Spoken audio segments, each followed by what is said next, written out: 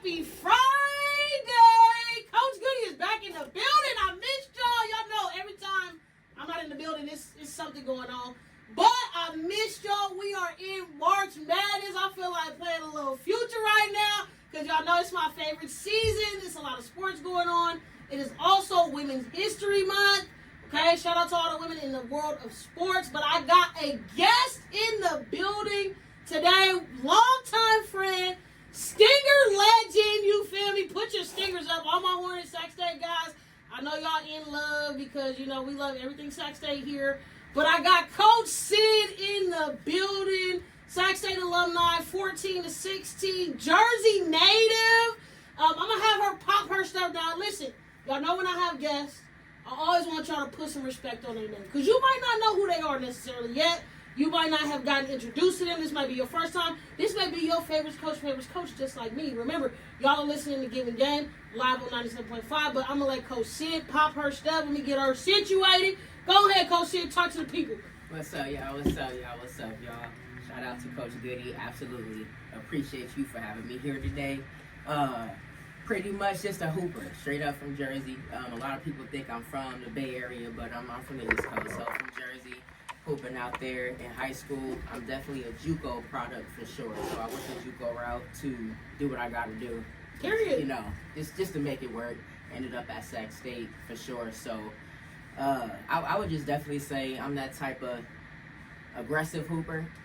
More so people would say, you know, definitely. She's blocked my shot a couple times. I'm you not know, gonna tell y'all that. You know what I mean? I'm gonna be honest. You know what I mean? She got me a couple sneak blocks in. I ain't gonna hold you. I had to come up there at Sac State, teach her one thing or two. But she definitely is a baller, for sure, Coach. Sure. How you been, man? I feel like we ain't seen each other in a minute. Yeah. Sports is coming down, you know, high school season coming down to an end here. Mm-hmm. Have you watched any games or you been tapped in? Yeah, tapped in a little bit as well as coaching, though. I've been great, just trying to make it work, trying to give back to the community, giving back to the girls. I jumped from boys basketball now, going back to the girls side where I feel like I should be. So it's been a great experience trying to develop everybody and just giving them all the stuff that was given to me to make me a better person. So you talked about JUCO a little bit. We're going to get a little bit in depth of that, but how did little Sac State, because, you know, I'm a Sacramentoan, you know what I mean? So we weren't really fond of Sac State in that time that they found you, but how did Sac State find you? How did you get all the way out here? What made you want to come out here from Jersey? It was kind of a wild ride. So honestly, my goal was to go to Syracuse and Texas Tech. Okay, that makes sense. You know, but you got to produce. If you don't produce, your name gets moved off that list. So I didn't necessarily do what I needed to do to get to that level. So I had to go to JUCO route. I started at Illinois Valley in Illinois, played there for 1 year, and then I transferred to State Fair Community College, which is in Sedalia, Missouri. Okay. That's where I really started to really just lock in and do what I got to do to just get to the next level. You know, like that first year of college, I'm not going to say I didn't take it serious, but I really didn't take the gyms that my OGs was giving me that I knew that I could do. I really turned it up that second year. Once I was at State Fair, that's when I got that Sac State offer there. My film there, our coaches was pretty good at State Fair with just sending out films to everybody. He didn't really believe in being selective. He said send it out to everybody. That's what's up. Because if you're doing what you're supposed to do, and if they feel like you fit that system, they'll reach out to you. So basically, film was sent out, and Bill Baxter, actually. Shout out to our guy, Coach Bax. Shout out to all my El Camino people, man. If you know women's basketball, you know, man, Coach Baxter is one of the legendary coaches in Sacramento. And he had a stint at Sac State. Love. Shout out to the whole Baxter family, man. I try to tell El Camino now, which I know y'all listening to me, they don't even know that their school used to be good. They don't know. I mean, they don't even know how good El Camino used to be. State champs, like, people don't recognize how good that program was and how good Coach Baxter had them. And I know when y'all was at Sac State, we used to come in and practice against y'all. Man, he had y'all rolling. Sure. When I tell you that pace, nothing like it. How was it actually like coming in and playing in that system during that time? I know there's been a lot of transition at Sac State, but how was your experience once you got the film in? then now you come out here and kind of see what the team is looking like, what the squad's looking like. Definitely a complete shock. Straight up complete shock. Yeah. Sac State is a run and gun program. You shoot threes, you shoot as many threes as you possibly can. You steal the basketball and basically just run and gun. Yeah. So I came from JUCO where we played, but it was more so let's set it up, let's set our offense up, let's set our defense up. So I had to really get in tune with my conditioning because Boy. the amount of information that was given to me while being fatigued, we have to, we still got to do what you got to lock do. in. So definitely with Bill, he's a very meticulous and calculated guy. So if Very. he didn't make that time, best believe we're going to start it over again for sure. So Man. It was a good transition. You were there with Fantasia, yes? Absolutely. How was it playing with, shout out to Fantasia, man, one of the fastest guards in Sacramento. I don't care, argue with your mama. One of the fastest guards in Sacramento. Kind of similar stories, not the JUCO route, but kind of like that underdog, overlooked mentality. How was that squad? Because y'all had a lot of underdogs on that team. Very deceptively good. Like, Absolutely. if you look on paper, most people probably would have been like, but that group was scrappy as heck. Talk to me about that team, like, for that 2 years. Play consistent role player on that squad. For sure. Playing in the Big Sky. What's the competition like? A lot of people, I asked you that because Sac State is big on the news, so I'm gonna get to that in a little bit. But how was that playing with a guard like her? You're talking about playing with that tempo. Y'all had a couple other guards in there that was solid, but I felt like that team in that stint very under. Even now though, like they got a lot of kids that maybe were overlooked, maybe 3 stars, maybe some 2 stars in there, but they play nitty gritty. What was about that culture at Sac State? Man, playing with Fantasia was absolutely amazing. She's like electrifying, Best point guard in the state. Definitely. I'm trying to tell y'all. Stand on it. Definitely. She was the way she just controlled the floor. She made you better, and that was my biggest thing. Playing with teammates that made me better. The game's already stressful. I wasn't trying to be stressed anymore than what it was already getting. Yeah. But the way she just pushed the ball and then communicated, a great communicator. And if you got a PG that's communicating, the sky's the limit. So that's why we was able to go pretty far fairly. And then also too, coming from that role player aspect, I'm very open with my players. I wasn't a starter. I didn't have 10 and 10. Yeah. But what I brought to the team was so valuable and dynamic that it still driven me. It drove me through life. Rebound machine. So it's like I just I just try to give the kids the whole aspect, right? When you get on that court, what you gonna do with it? Yeah. Then if you're on the bench somewhere, what are you gonna do with it? You still can be a good teammate. You don't gotta put the ball in the basket to be an asset to the team. So sitting on the side, my first year, I was able to absorb the game, which is probably what tailored me to coaching now. So I was just able to be a sponge and then watch my teammates cook up. We had y'all had some a lot going on. Shooters, y'all had, if you think about, looking at your stats a little bit, key things that stand out is those intangibles. Rebounding, getting a rebound every game, blocking shots. When you shoot a lot of threes, somebody got to rebound the basketball. Like, I keep trying to tell these kids, like, y'all see the Warriors, but Draymond is in there to rebound. Like, I don't know what y'all think. Kaminga, y'all need to rebound. I love your offensive package, but we shooting a lot of threes out here. What was the biggest adjustment culturally? Because my family from Chicago, shout out to everybody listening in Illinois. We got a whole little fan base, you feel me? But going from the Midwest, coming from the East Coast, going to the Midwest, and then coming to Cali, what was like your biggest adjustment as far as style of play or even, because we a little farm town. I try to tell people we're very similar to the Midwest, kind of, because we are very farm to fork, hence we got a lot of other, like, it's a very different city than most, like, California, Bay Area, LA. So what was your biggest adjustment in going from JUCO to coming like D1, coming out west too? Oh man, I guess just trying to tone down my aura, but keeping my aura. Because a lot of people, a lot of people be like, oh man, you talk too hard, or the way you coming off is too aggressive. But it's like, I'm not trying to come from the aggressive approach. It's just, this is just what we do. When we want to do something, we gonna go ahead and get it. It doesn't matter if it's bigger than me, smaller than me. This is what I gotta do. So I had to tailor that down a little bit because, it's about opportunities too. I don't want to be standoffish, closed off, because I'm an open book, great personality, I play too much. I play too much, but I just had to dial that down just so they could get to know me just like I'm getting to know them for sure. But it was a lot of trees, a It's a lot of trees out here, man. I This don't is the know. city of the trees. You know what I mean? We got that name for a reason. Usually people come here and they get allergies. You know what I mean? We got a lot of pollen. We got a lot of dust and all those type of things. You talked about coaching boys. Now, listen. I always say women's game is a little soft unless you are a Gino, unless you are a Don. Some great coaches, you know, coming from the HBCU landscape. There's a couple coaches. Coach Don right now that's coaching at Alabama A&M. Coach Reed, where you have that approach, you can kind of come off that way. Yeah. But you cannot always coach like that with girls. So what made you, because I remember this transition, so I just want to hear it from you. What made you say, hey, listen, I cannot coach these girls anymore. I got to go to the boys' side. Because you very successful on the boys' side. Shout out to all them over there, all your young players, man. Y'all have some crazy talent. What made you make that shift? And what is the difference between coaching boys and girls? Man, I'll start off with the difference.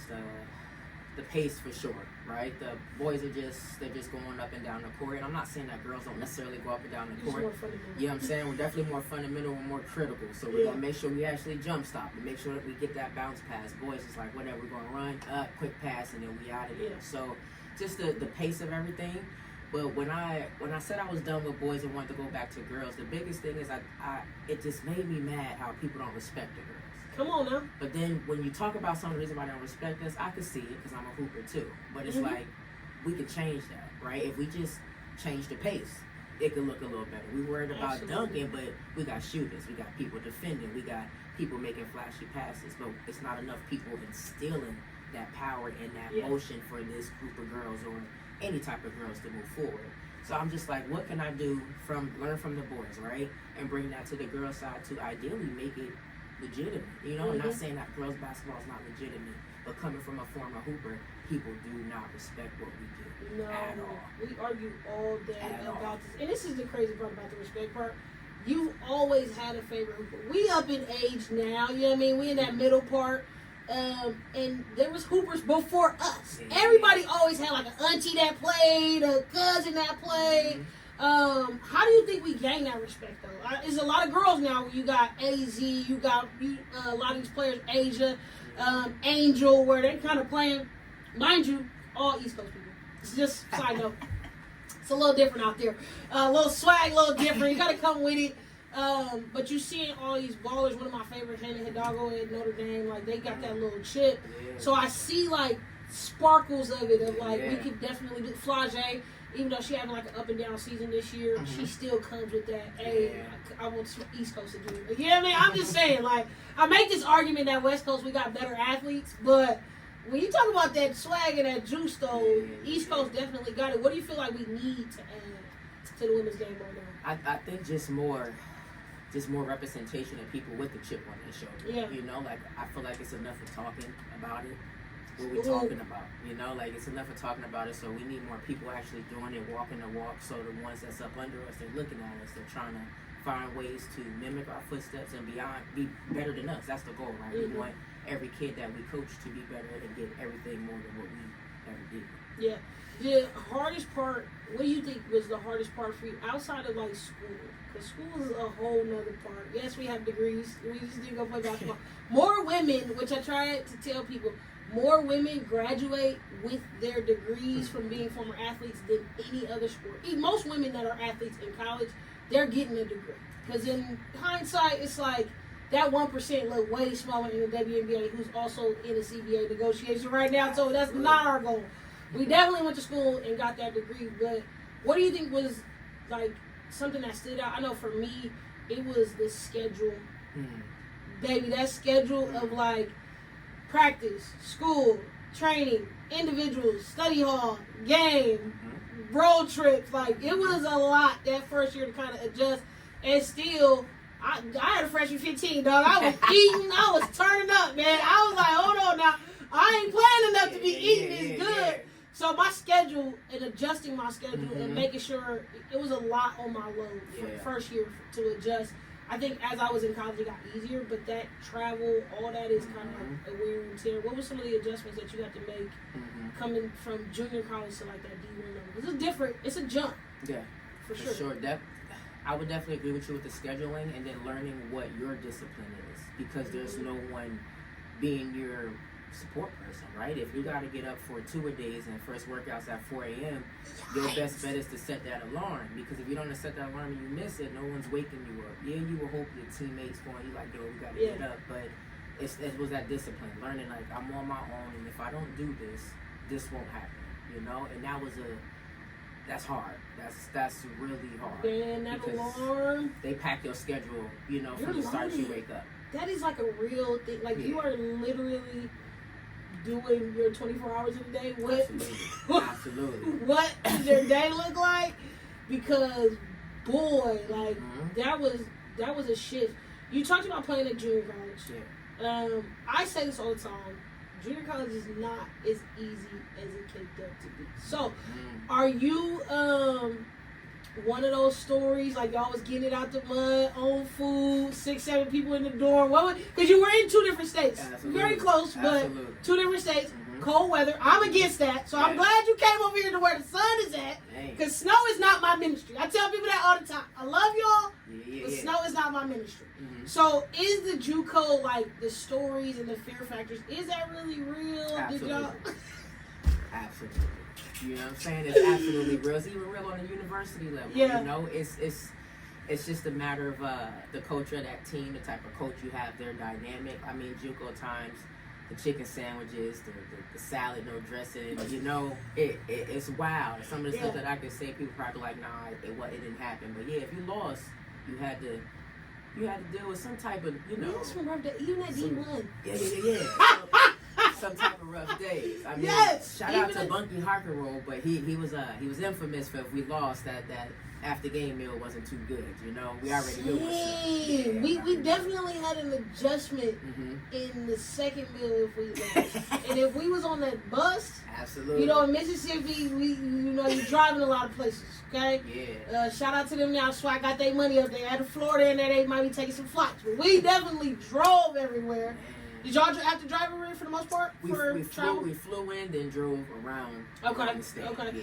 Yeah. Yeah, listen, you know, some of our college stories is real. I be trying to, they sell you on the dream to get you there. Mm-hmm. But once we get there, it's a business. Did you feel that when you like even do your basketball process? Yeah. Did you feel like these coaches pay their bills and like this is a serious? That was also another jump for me. Yeah. How serious the players were, our junior college players, because different. You know, y'all got NIL portal, all this stuff.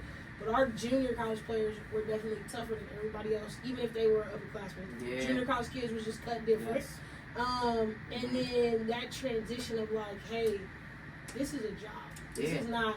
When did that click for you? I would definitely say week 2, because I was playing on week 1. You know, I definitely say week 2. Week 2, because my coach was on me, you know, and the way they was structuring everything, like they wouldn't baby you to say like, hey, you need to get this done, but they'll make sure that you know that you missed the quota or you missed the task. So we'll probably run or extra community service and stuff like that. And I'm realizing like I'm putting myself in predicaments I don't have to be in. So let me just lock in.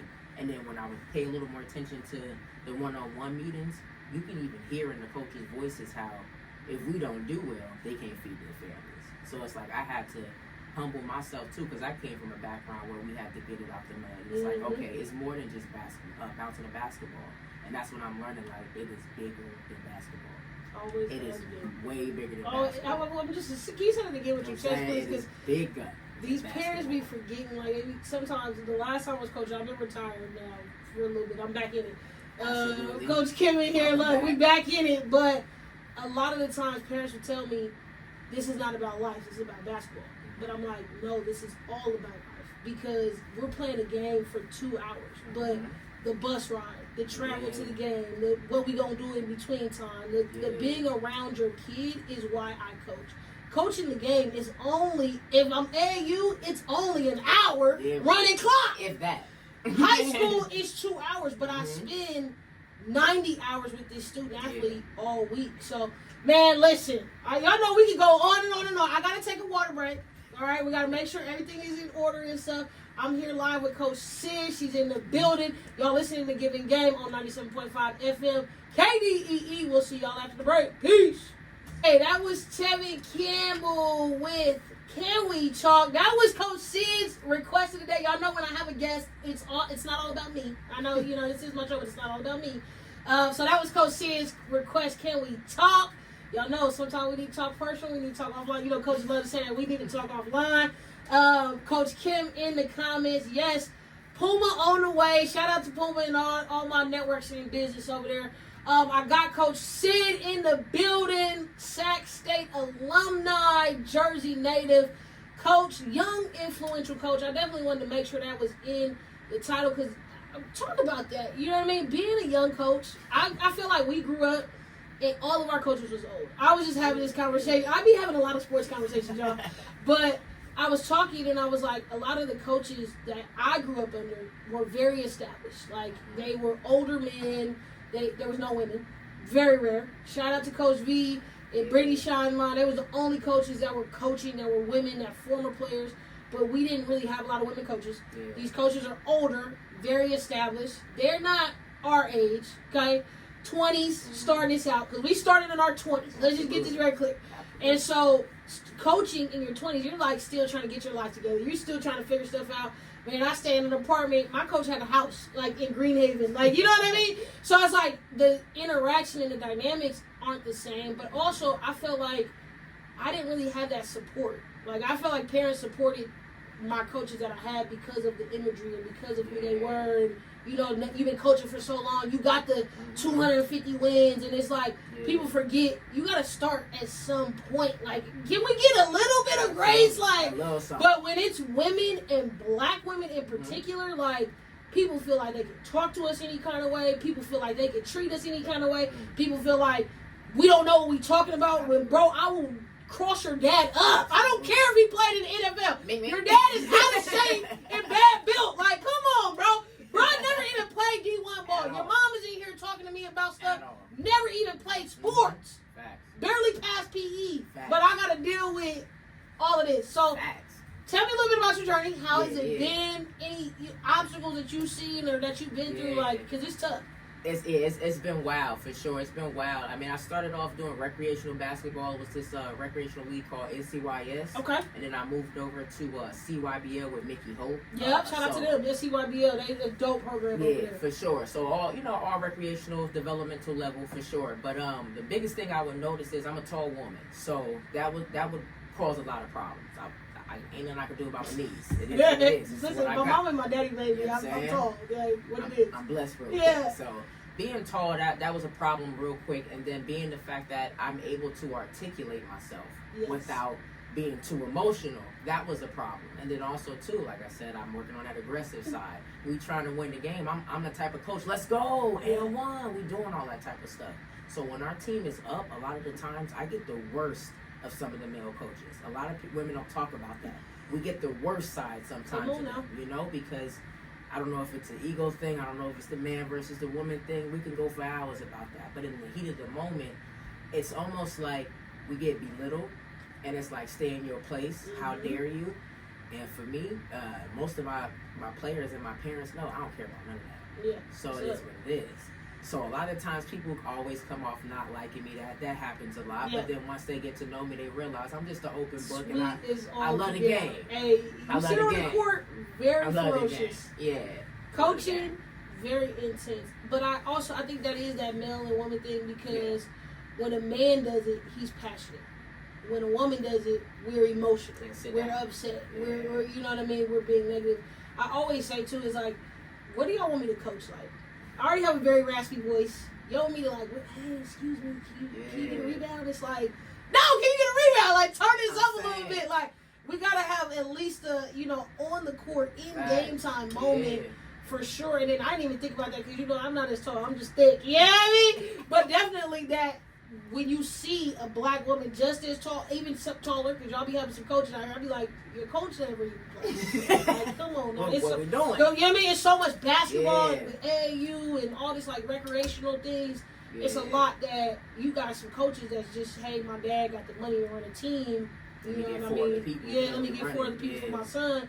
So that is a definitely factor.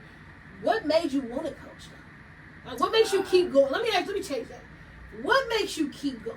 Because I know, a lot of us women, we are emotional to a certain degree. And it gets to you. Like, it does. Like, you love the game so much. it's like, dang, what am I doing wrong? You want to change everything about you. We're talking about this offline, like kind of discovering my way, my nature. This is how I'm going to be. Y'all either going to accept it or not. But does that weigh on you to a certain factor? Have you? Because I told you I'm retiring. I'm out of retirement though, because I know Kim gonna be mad at me. But she coming back. Has that ever weighed on you, like wanting to take a break from coaching, or like what is that mental part? Definitely want to take a break, especially when you're in that head coaching role too, that leadership role. Like you really don't get much room to make mistakes. You really don't get much room to be a human. Especially if they're used to you showing up in a certain way or being that problem solver or fixer. So definitely, always want to take a break. But I think my why is. I want every athlete that I come in contact with to get everything that I didn't have. So it's easier for me to go ahead and get back up because I was that athlete before I started getting around the right crowd that if I just had that coach to open up a gym for me, I would have been able to do this. If I had that coach just to rub me on the back and say, don't worry about that layup, keep going, I would be in different predicaments until I found that village, So I just remind myself of that these kids need people like us.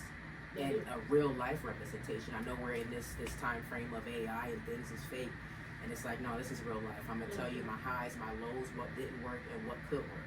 But at the same time, we gotta stay consistent with it, And when you get knocked down, we gotta get back up. Don't stay down there too long. But we gotta get back up. For sure. Now that you're talking about it, state and culture of basketball right now. I love to get a little messy on my show because y'all be wanting everything sweet and nice and basketball, everybody just did. No, the sports world's not like that. Absolutely. So current status, what is your biggest ick right now about the current state, whether that's women's basketball in general? Because I hate the NBA right now. For sure. I'm not a fan of it. I'm so happy that March is in state because we love college basketball. But what's been one of your biggest icks in the game right now? I've been struggling with the lower the rim thing for women's basketball. A lot of my friends is telling me to let it go, but I'm struggling right now. I don't see why, because we got people that actually dunking it. I think we got a few sisters in the Unrivaled tournament. Yes, right now. She's like a baby. She's like 10 years old out there dunking pretty much. But yeah, that bothers me a lot. But I would say everything.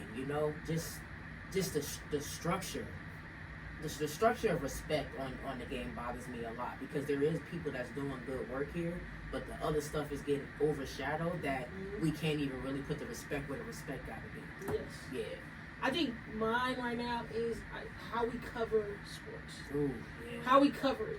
Because there is some dogs, like we were talking about, there's the Flages, there's the Hannahs, there's, a ton of great players. There's Juju, who I think definitely we can't wait till she get back on the court because she's a dog, but like a princess at the same time. Like she has this culture of like, I've been watching her since she was in 8th grade, 7th grade, and she was dogging dudes. You know what I mean? I also see like where you have Asia and a lot of the kids. I'm watching, our state championship, our section just happened. Watching a lot of kids wearing the Sabrinas, and I'm seeing people wearing the Asias, and you know what I mean? I see that culture blending and improving, but I also think, to your factor, what you just said, in a lot of we spend a lot of time harping on the negative and like saying, oh, this person trash, the game is weak. Like when there's so many talented athletes that we don't really focus on. There's somebody good in the WCC, there's somebody good in the Big Sky, there's somebody good in the SWAC, there's somebody good in the CIAA. Like I'm seeing kids playing at all levels, dropping 30, and I'm like, bruh, we should be talking about quadruple doubles at Grambling. I wanted to ask you this. Coming from the East Coast, what's up with the HBCUs? Now, y'all know I'm a big advocate of HBCUs. All right, as a former alumni, were they hitting you up? Were you interested? What was the conversation? Because a lot of kids out here that like we don't know about them. We're trying to do a great job on my show and other networks to like make sure that they get publicized and that they get the love. But when coming from Jersey, was that a conversation? Were they looking at you? It was definitely a conversation. That's one of my. I don't want to call it a regret, but one of my regrets, on the list. And then once again, as I was saying, getting around the right village coming up in my basketball career where that really wasn't the talk, so I was going for it, like the Syracuse's, the Texas Tech, all the things, Penn State, stuff like that. I felt like if I had that village that was structuring that conversation more, I would have. I think I probably would have been a better fit. Not saying that where I ended up wasn't a good fit, but that's more of my style.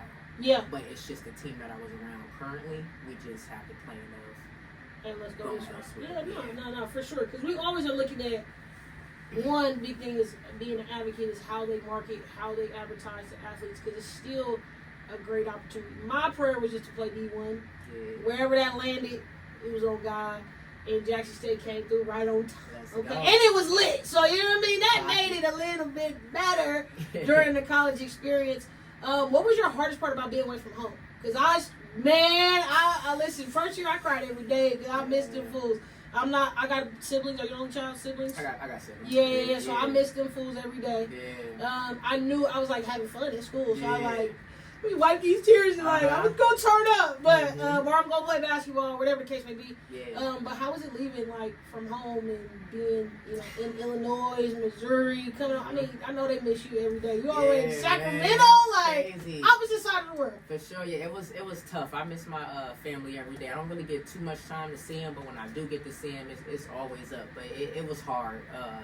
I miss my friends. I'm a jokingly type of person. Like, I just like to have fun. So, like, I had to rebuild those relationships here in Sacramento. So, a lot of the times, I just listen to music, work out, you know, to channel that. Like you said, I cry sometimes, but to myself, I ain't about to let nobody You gotta be hard out here. But, doing we be that. doing some stuff You know solo. I say that because a lot of athletes think that because we don't talk about it, it doesn't happen. Yeah. So, they think, like, oh, you went to Jackson State, you loved it. It's like, I still had some days where it wasn't the best. You know what I mean? I had some days I got cussed out. I got to call my mama and regroup. Like, you know what I mean? I want to go home. Yeah, I'm like, man, I hate this coach. We all have those moments. And then it's like, okay, let me come back to reality. So I definitely understand. What is one misconception about Coach C? Like, people may have a perception, but you're really not that way. Standoffish. I think it's an easy target for black women. Yeah. This standoffish only because I'm fun to be around, but I'm not a smiling every 10 seconds. If you know Coach Sig, it takes a minute to warm up. Like, you know what I mean? Unless you meet her playing. Now, her on the court, definitely different type of person. Beast. Didn't still talk a lot, but definitely had a little couple sticks. But you know, I'm going to get to the rim type person. I ain't shoot. So, I'm getting to the rim. Little sneak block here and there because she got the length, the wingspan. I'm talking about tall, bro. Y'all gonna see the picture today. I'm like, she got a little height on me, so I'm gonna get my stuff blocked. And I'm like, hold on now. Beast though, energy. Once we got on the same team, we would run the table. Now, after that, I was like, oh, dang, she had quiet kind of to herself. You know what I mean? But definitely not that way. How's it been coaching high school this year? Got to get over there with the Goody Creek. Shout out to the Cardinals. Fun. Staff over there, they had got it back on the good foot. So to me, that's a tremendous season. When you go from having a player like a Ray Young, shout out to her, Nevada star right now. I mean, one of the best players to come out of Sacramento by far. I'm talking about game planning. I got to train with this girl. Her lock-in from signing and committing to graduating, like, just changed her body. Changed her, like, y'all be, like, hyping all these other kids up, and it's, like, kids like that. Where heard the criticism and literally people didn't like it her senior year. Like, I'm working on what I'm gonna have to do in college. I'm gonna have to shoot a midi. I'm gonna have to change my game. Like, a lot of people knocked her, one of the best players in the city that year by far. But just her commitment, just coming off the ACL back. I'm glad she's a little bit closer, but been a baller this whole time. And then the drop from that. A lot of kids left Laguna. I know there was a lot of change and things happening. So, just what was the energy like with the team this year and y'all making playoffs and you know what I mean, coming back? Amazing, man, amazing. You got Cody Norman over there. He's running a great program with the girls. Great structure, great discipline. You got Coach BT over there as well as myself. It's just I just love the philosophy over there. The philosophy is that we all got to work hard. We all got to do our part. We all do our part, it's going to work out. You know, but we're going to keep our fundamentals and keep our basics going. And sometimes I know we're in this world of everybody's trying to do the hottest move, get the hottest play. Sometimes you just got to keep it simple. And for him, simple is what works. And they turned the whole entire year around, going almost completely undefeated, or almost. But that's amazing. One or two losses ain't bad. That's amazing. Where they were that's a couple amazing. years ago. Absolutely. Dope program to be a part of. What do you see for the state of summer? Now we get into AAU. We got a couple state games. State championships coming up in the next week or so. So you'll see like the big dogs, but mostly everybody just started their AAU. Some tips and advice of like maybe picking your team and where potentially kids may want to go, because I don't care if you're a boy or a girl, the thought process, the structure is the same of how you need to pick a team. It is very specific because a lot of players go to teams for names and they, you know what I mean, they be doing all this other stuff, but they don't really have a clear plan even in this time. And I know all the DM bandits, they hitting these kids up, and a lot of times kids just want to feel wanted. Like they don't know if the program's good, not good. Absolutely. This coach hit me up and said we going to Vegas. Like, I mean, we going to, y'all going to Reno, Circus. Y'all not going to see no coaches. Like, you know what I mean? Like, let's be honest. But what is some things that you would give, one or two keys that you would give to a kid or a parent that's looking for, what's going to be their summer dream? I definitely say development. Don't get caught up in the names. Don't get caught up in the hype of Instagram. Who's getting the post? Who's getting the likes? Who's getting that highlighted, marketed post at that time? But what team's really going to develop you? Are you on the court, right? And if you're on the court, how long are you on the court? Do you actually get time to work on your left hand? Do you actually get time to cut somebody off and then work on your transition offense? Like, you have to look at all this type of stuff to really see if you're going to get better, right? I know a lot of coaches, I'm doing AAU right now, where they're like promising families like all of this stuff. I tell my parents straight up, I'm not promising you a thing, but what we going to do is we going to work hard. And once we work hard, everything else going to come after that. So I'll definitely say if you're not developing, that's probably not the best spot. And my thing is, if we really just want a nice shirt because it got Nike on it, I can go buy you that. And we can go still do what we got to do. You know what I'm saying? But go somewhere where you want it and you're going to be able to get reps, right? A lot of these people are just rolling the ball out and saying scrimmage. That's not practice. That's not reps. That's not development. We need to work on these flaws and keep drilling it until it's muscle memory. And run someplace. Biggest thing I heard, I was just talking, shout out to Saturday, I'm very tapped in, love everything that they're doing right now. But I was talking to the coach, and a lot of the times, you're a great player in the AAU structure. But when we start talking X's and O's, you got to run plays in college. I know y'all don't believe it.